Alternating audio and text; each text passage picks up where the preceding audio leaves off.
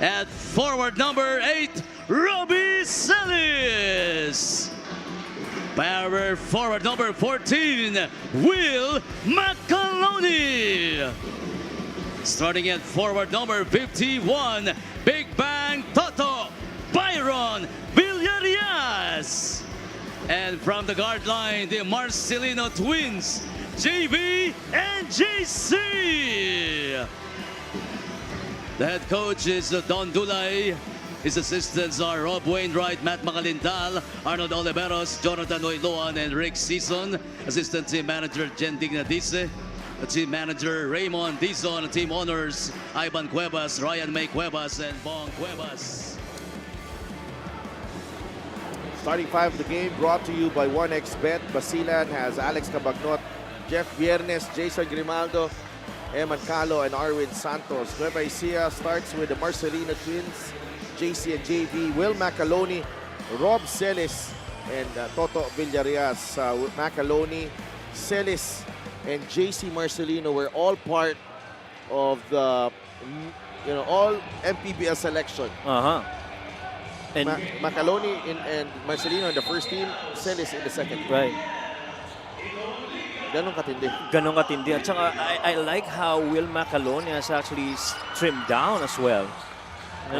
Gives him a lot more mobility, I guess, and we will have to see it. This is the first time seeing Will McAloney on the floor, but how about this couple of guards, the twins already starting for Nueva Ecija early on, and just tells you they want to dictate pace.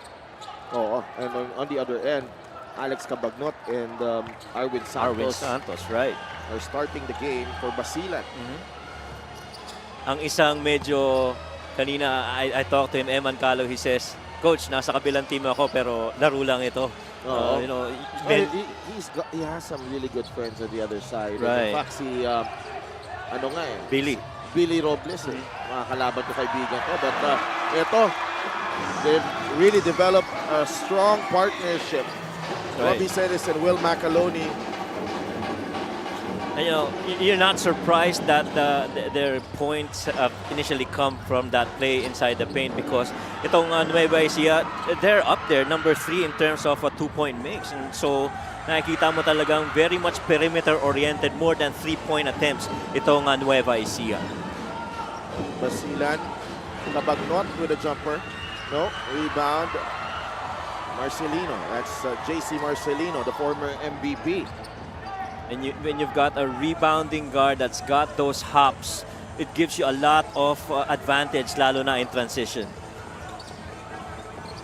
Celis turnaround shot, short, rebound ni Arwin Santos. Calo waits and gets rewarded. Calo, the many times that he's played here, a recipient of the outlet coming from Arwin Santos. Good finish too. They tied at 2. Marcelino to McAloney. Man's bodies with Santos. Cabagnot comes away with it. Eman Calo. Umatake. Eman Calo gets the roll. 4 quick ones from Eman Calo. And I think this is something that was lacking in Basilan's part. Right. Na nung laban nila against Rizal. Medyo yung energy nila, it wasn't the same in the intensity, and itong Rizal, iba yung bulusok agad eh. Parang they got punched immediately in that game, but right now trying to set that tone here para sa Basilan. A blocking foul on Eman Calo clearly. Ating officiating crew, Manuel Binondo, Maynard Centeno, Ray Gabriel, and Jackson Mabandos. Check out this fast break from Eman Calo. Dalawang sunod yan. Dinamitan ng lakas na katawan dito sa pangalawa. Lorenzo Navarro is in the game. Kapalit ni Jeff Viernes, who seems to be hurt. Yeah, he's been sitting there for quite a while. I think yung action earlier, he got hit on the back of his head, right around the ear area. One of the first signings of Basilan. That was Jeff Viernes. Yep. Holds the scoring record in the MPBL with 50 points, but he has to go back to the bench. McAloney with 5 seconds in the shot clock. Will McAloney, that's number 2 on Eman Calo.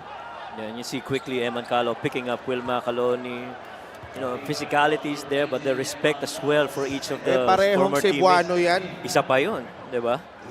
Kaibigan yung dalawang yan. Will Macaloni. One other thing that I noticed in some of this offensive schemes nila Coach Don Dulay, yung left side ng floor, they like to flood it with left-handed players. And they have a lot of really good left-handed players. LGR is the official outfitter of the MPBL. Maraming salamat. LGR Sportswear. Marwin Santos grabs the rebound. Enzo Navarro trying to extricate himself from JV Marcelino. Alex Cabagnot ngayon. Arwin against Robbie Celis. Alex takes the jumper. Cabagnot. Ganda ng galaw ni Alex Cabagnot ngayon. No? He looked, yung timing niya was a bit off against Rizal, but he's starting out very well here against Nueva Ecija. Parang hindi nawala sa laro, at least on his movement. And you know how much high of an IQ coach Alex Cabagnot is, and we understand he's part of the coaching staff as well of UE. Look at this run here. Marcelino to Celis, fouled by Grimaldo. Coach Macta not happy. And the mere fact that you have Robbie said is running alongside the speedster in JC, as we see this really good pull-up right here, right off the top of the key for Alex Cabagnot. That's a nice-looking jumper from Alex Cabagnot. Coach Mactan has been warned for unsportsmanlike behavior. And Kaduya was already on the floor. Pinasok na for Eman Calo.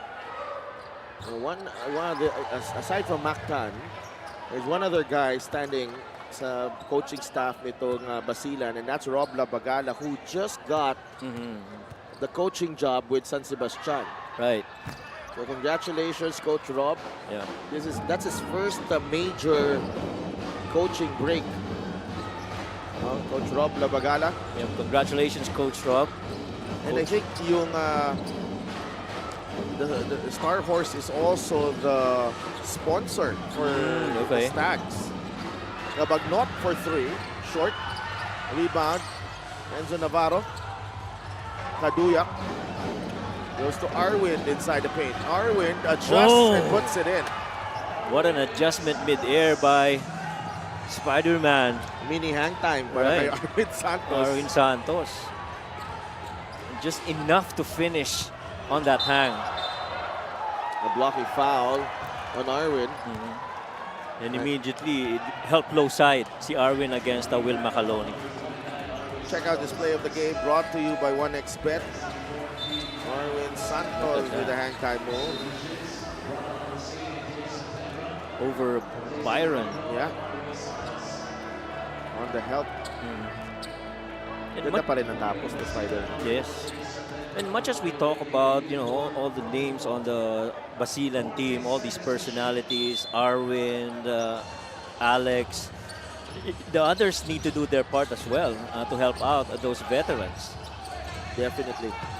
JV Marcelino to JC Marcelino. Nasa loob na si James Tempra. JC, Robbie Celis. It's a foul. That puts Basilan over the limit. Yeah. And with Nueva Ecija trying to go for paint twos, nagkakaroon ng rotation at most of the time nag-end up sa fouls. And right now, Basilan already in penalty. We're not even halfway through the first quarter. It really just forces you to rotate defensively. They beat the primary defender. They beat out on the help side, and the recovery sometimes, for the most time, has been late, and so it ends up with fouls. Was Ivan Cuevas there in the bench. 5 utos na para kay Robbie Celis. All 5 for Basilan. No, for Nueva Ecija rather. James Tempra, down low they go. Raba Al-Husseini, basket and one. That's one spot that could be an advantage with Al-Husseini head above shoulders against Will.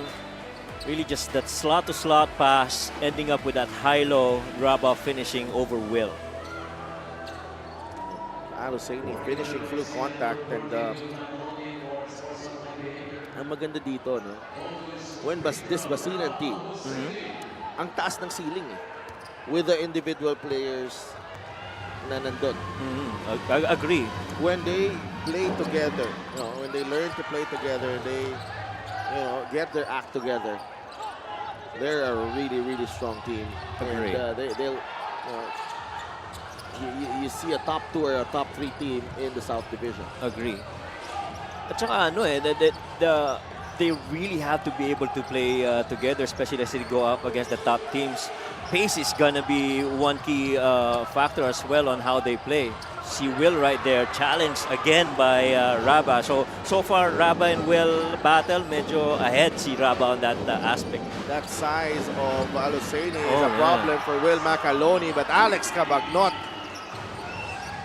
gives Basilan a 14-5 lead halfway through this first period. Half of that make should go to Raba. Really good screen right there, preventing the defender to check on Alex. Celis sa ilalim, Robbie Celis not giving up. And Robbie Celis feels he's got the number of Tempra right now. He's just been attacking inside the paint, and his mobility and his footwork has really allowed him to get to those spots on the paint to score and even gather some fouls on the defender. Celis completes the 3-point play. He's got all 8 points ng Nueva Ecija Rice Vanguards. It's 14-8. You see the difference of yung jump shot ni Alex Cabagnot niya, yung tira niya, mas may lift Yes, compared agree. to the Tuesday night game. Agree. Yung lift niya when he made that 3 and even that 15-foot jumper. Speaking of lift, how about that jump right there? Tempra puts it in for 2. And Robbie Celis really losing control of that leather, trying to save it. He came up with a block. Good defensive play. Now, Coach Don Dula is putting in Billy Robles to try and go up against Alex Cabagnot, who scored about 5 points already in this game. Good matchup right here. Celis pulls up. No. Tempra with the athletic rebound. Raymar Caduyak to Tempra. Raba doing some early work. Nabitawan ng bola ni Raba Aluseni. They were asking for a foul. Not given. Too quick on that release. JV Marcelino puts the ball on the deck against his former teammate, Raymar Caduyak. Teammates in college. JV, JC, Tosi Tansingo, and Raymar Caduyak. Yeah, from LPU. I see him. You're right. Check out this 3-point shot brought to you by Extreme One-Stop Shop Appliances. Alex Cabagnot. Late on the closeout was Will Macaloni. Yeah, yun yung lift na sinasabi mo kanina. No? I mean, he's taking it on that side of the floor with the defender coming from his left, which is his shooting arm, and he still makes it. Para sa akin, mas madali yan for him. Yeah. Scramble for the loose ball. Jammer Hamito comes up with it. Robles to Wilson. Little bit of angle miscommunication there between Billy. Billy wanted Wilson to go to the corner because that was the free spot. But Wilson hasn't gotten there yet, so they lost it. Sherwin Concepcion has entered the game for Basilan. Stagger. Caduyak finds Tempra. Enzo Navarro, switch. Navarro drives. Caduyak. Offensive foul on Enzo Navarro. Yeah, he was moving, trying to give up that free space, and having that defender hit him. Instead, that foul got called on Enzo. See here, he's trying to reach in and got in the way of John. He was moving. But still, ang ganda pa rin ng rotation ng two-man action na yun defensively para sa Nueva Ecija. Oh, Jammer with a slip. Mito gets the 2 points. Now, 4 turnovers each for both teams. Basilan still ahead, 16-10. Jammer right now lighter on his feet against Aluseni, and could have that strength to go up against him underneath. Caduyak swiped away by Robles. And John Wilson will get the 2 points. this is where Nueva Ecija really is at their best. Playing defense on one end and running transition when the defense is coming in late. Ron Wilson, the all-time leading scorer of the MPBL, gets his first basket of the evening. It's a nice play right here. Hamito snips and shoots over Kaduyak. Easy two for Jammer. Kaduyak here committing the turnover. Billy Robles leading the fast break, and Wilson providing the finish. 16-12. Under 3 minutes to play in the first quarter.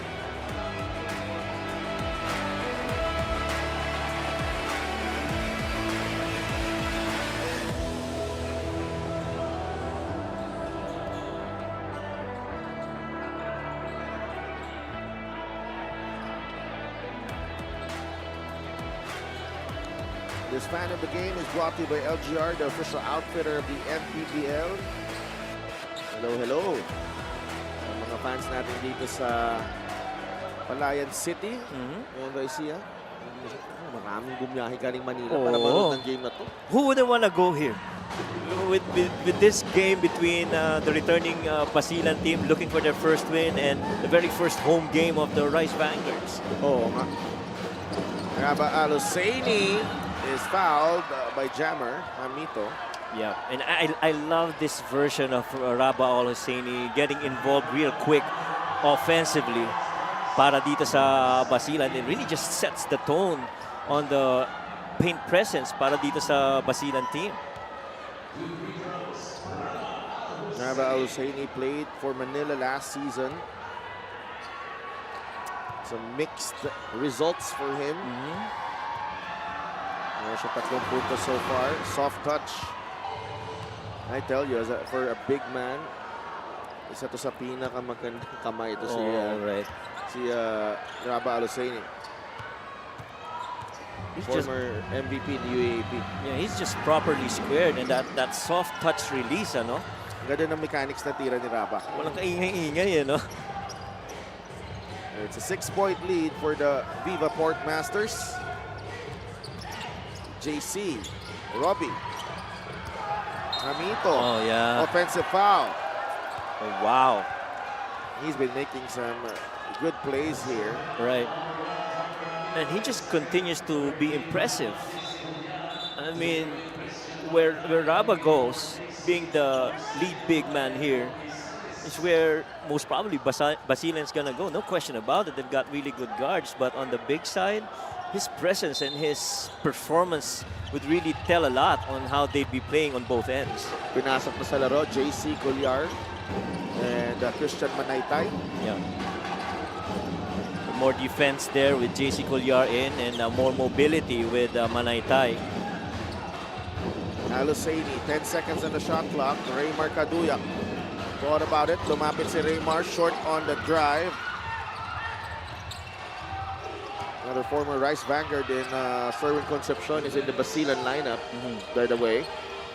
Manaytay trying to go to Hamito. Kaduyak quickly to Santos. Arwin. Binangga ni Manaytay. Yeah, Arwin's gonna test Manaytay right now. Arwin, jumper, short, gets his own miss. Arwin, another jump. Still no go, and John Wilson secures the rebound for Nueva Ecija. Colliar to Wilson. Slips. Wilson down low to Manaytay. Ends up with Robles. He stepped on the line. Another turnover. Boy, that's the 6th turnover already for Nueva Ecija. They've been pretty efficient. If you look at them from last season, they averaged roughly about 10 to 12 turnovers per game. And right now, early in this game, there's already 6. May 6 din naman ang Basilan. Pareho lang. Concepcion, Grimaldo, Viernes, Cabagnot, and Tempra ang 5 for Basilan. Nakadalawang balik na itong mga ibang players. As Sherwin Concepcion knocks down the 3. And that forces Coach Don Dulay into a timeout. And tell you what forced them into that situation was Alex Cabagnot was involved in that side ball screen action, forgetting about Sherwin Concepcion on the other end. He's got that free loop and that basket make.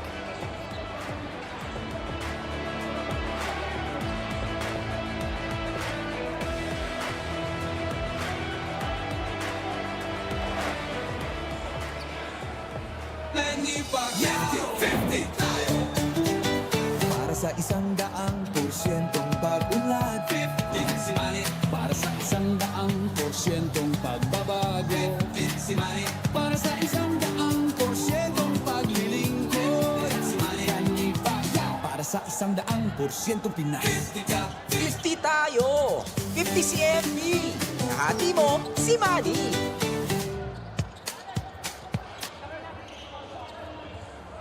MPBL President and Chairman Senator Manny Pacquiao and wife Madam Jinky Pacquiao in the building. Marian Cuevas is also there in our VIP row. The Basilan up by 9, and this was I think this is a continuation of what they were doing against Rizal late in the game. Kasi nakita natin, they were down by 31. Right. But they kept on playing, and they were playing hard. And until natapos, 14 na lang yung lamang. Correct. Matter of fact, yung fourth quarter na yun, they outscored result 19-8. And so, tama ka doon. This is just a continuation of the energy that they brought in that final quarter against Rizal. No, I think may mga realizations din siguro eh. Lalo na some of the guys who are veterans but played for in the league. Has hardly played in the league or first time in the league. If you don't bring the intensity and energy, delikado ka. As John Wilson gets his 5th point of the ball game. Corner 3 para kay John Wilson, 21-16. Now they got a couple of shooters on the floor right now. John Wilson together with Tosi Tansinko so far has been the most efficient three-point shooter for Coach Don Dulay. And the hope is for them to be floor spacers to open up the dribble penetrate on the other guys. Concepcion is open. That's good. And Alex Cabagnot has been a factor here in this game, and you love that Sherwin's making those shots. How about that drive though by JC? JC Colliar beats the first quarter buzzer. It's a well-played back and forth battle here to start this ball game. Basilan on the road against NUEVA ECIJA. Rice Vanguards making their home debut, and they're looking to impress their home crowd. The 2022 MPBL champions are down though against Arwin Santos and Alex Cabagnot and the rest of the Basilan Viva Port Masters, who are looking sharp at the moment after that loss to Rizal. Concepcion with a couple of threes here in the first period, which we will end with Basilan on top, 24-19.